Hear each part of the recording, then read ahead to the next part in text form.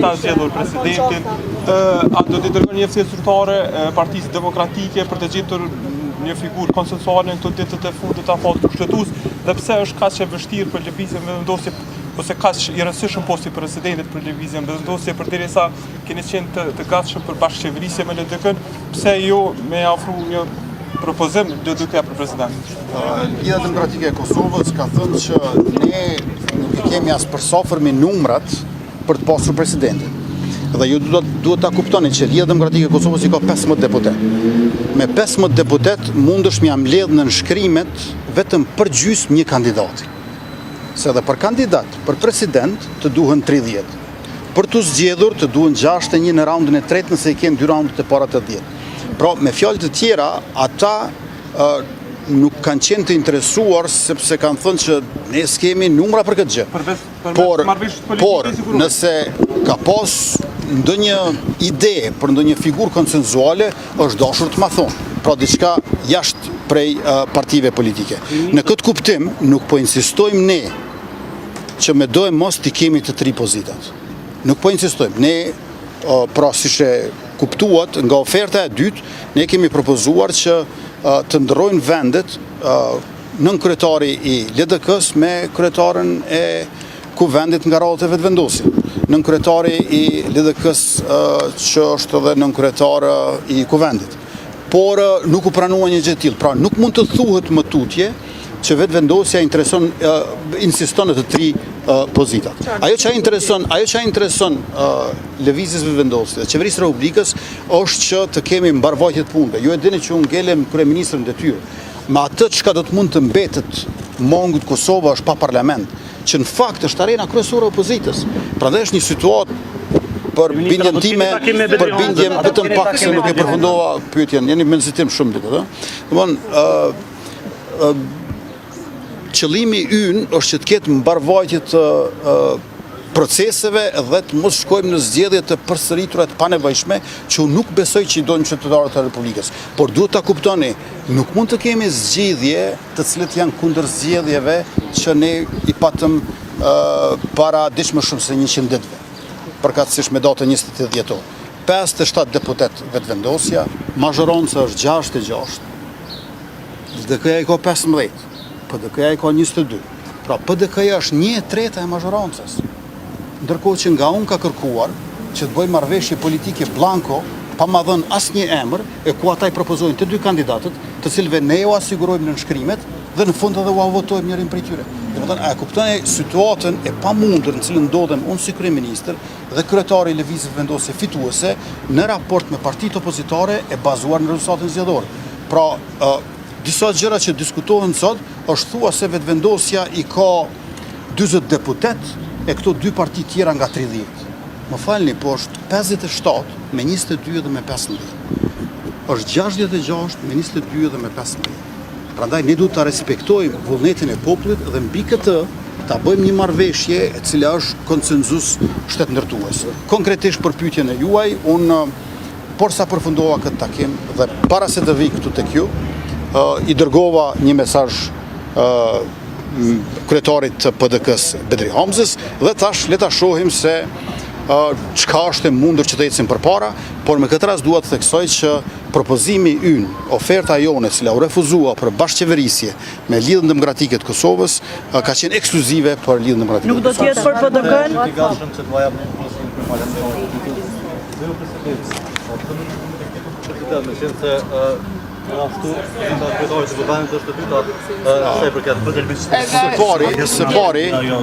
Së pari, ju duhet të kuptoni diçka që vetë Lidhja Demokratike e Kosovës nuk ka konsideruar asnjëherë që asaj takon presidentin.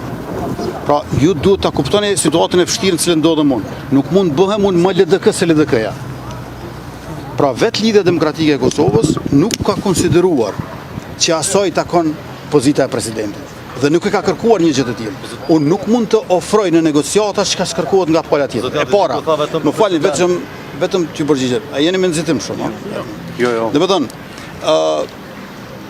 nuk ka mundësi unë të ofroj çfarë ata më kanë thënë që nuk e kërkojnë.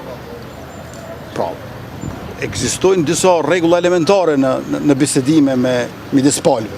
Dhe Lidhja Demokratike e Kosovës me 15 deputet, siç ka dalë nga zgjedhjet e fundit, nuk beson që ka të drejtë të kërkoj pozitën e presidentit.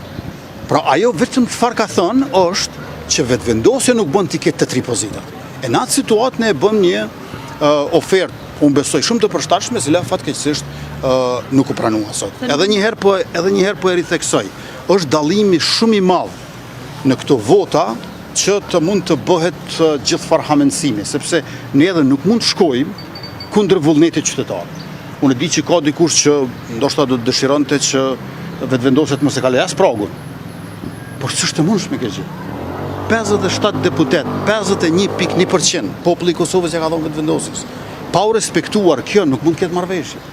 Dhe dikur të 34 ditë se nuk propozonin ndonjë emër të njëjtë që mund të jetë në centrale dhe në 28 Beu konsiderohet kuvendi shpërndar në rastin e gjendjes në zgjidhje, cila do të jetë data më e përshtatshme ndoshta për mbajtjen e zgjedhjeve të reja. Ne kemi provuar për kandidat konsensual dhe nuk kemi arritur. Në ndërkohë partitë tjera opozitare nuk kanë sjellur asnjëherë asnjë emër në përputhje me kriteret që i kërkonin prej nesh. Pra për neve kërkonin kritere, por me ato kritere nuk kanë sjellur ndonjë propozim të tyre. E tash, unë jam kryeministër dhe ne kemi propozuar si lëvizje vetëvendosje njeriun e dytë më të votuar në historinë e Kosovës, Glau Konjufcën, për të cilin besoj që të gjithë pajtoheni që ka mirëkuptim e dashamirësi edhe nga opozita, dukshëm më lartë se për mua. Pra ne nuk ua kemi propozuar opozitës dikë që ata e duan më pak se mua, po dikë që ata e duan më shumë se mua. Dhe Glau Konjufca ka mbi 318.000 vota. A kuptoni? Glau Konjufca është njeriu i dytë më i votuar në historitë të Kosovës. Atë e propozuam ne në kushtet kur unë jam kryeministër i rizgjedhur. Dhe sërish, po të kishte ndonjë figurë konsensuale, ne me njëherë do ta pranoni. Dhe mos harroni, po e ritheksoj që Glau Konjufcën e kemi propozuar më pak se 30 orë që nga skadimi i atij afatit përkatës në natën ndërmjet 5 edhe 6 marsit, si subjekt fitues nuk mund ta prisni mesnatën ndërmjet 5 dhe 6 marsit pa propozuar asnjë emër. Dhe ne e bëm këtë kur pam se askush nuk po sjell asnjë emër. Pra, ky është problemi që kemi si qeveri, me qenë se ka një lloj vullneti për të keq përdorur faktin që duhet të qëndrojnë 80 veta në sallë, ku për bindjen time shumë më rëndësishme është funksionimi demokratik i Kosovës, mbarvajtja e projekteve edhe e proceseve, edhe shumë të mira që na presin edhe nga bashkësia ndërkombëtare, por natyrisht me kushtin e një lloj stabiliteti institucional. Kryeministër, ata që Betri Hamza s'e ditë. A mund të bëjmë 24 vite, 47 sot caktoi gjykata kushtetuese. Për PDK-n ju se keni shfrytzuar këto ditë në mënyrë serioze për të diskutuar për zgjedhjen e presidentit, për faktin që keni insistuar në kandidat që janë partijak, që vjen nga vetëvendosje. Dhe kjo sipas opozitës, rrjedhimisht PDK-s është e papranueshme. A jeni gatshëm për hir të një kompromisi të ofroni një apo dy oferta siç ja keni ofruar LDK-s për rast PDK-s? Ju thotë sipas PDK-s rrjedhimisht opozitës nuk është bash shenjë barazisë. Pra, së pari, nëse PDK-ja është serioze, atëherë do duhet takoheshim.